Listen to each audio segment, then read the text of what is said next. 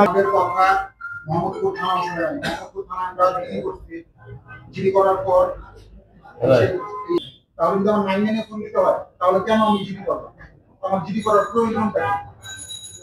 আর আর্মিরা যেভাবে মানে কথা বলছে সেভাবে আসলে আমরা তো ভয় পাই।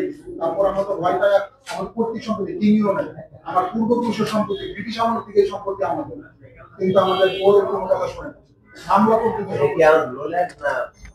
পাশাপাশি আছে না, পাশাপাশি আছে আমাদের পিওন আছে, আমাদের সিসি ক্যামেরা লাগানো একটা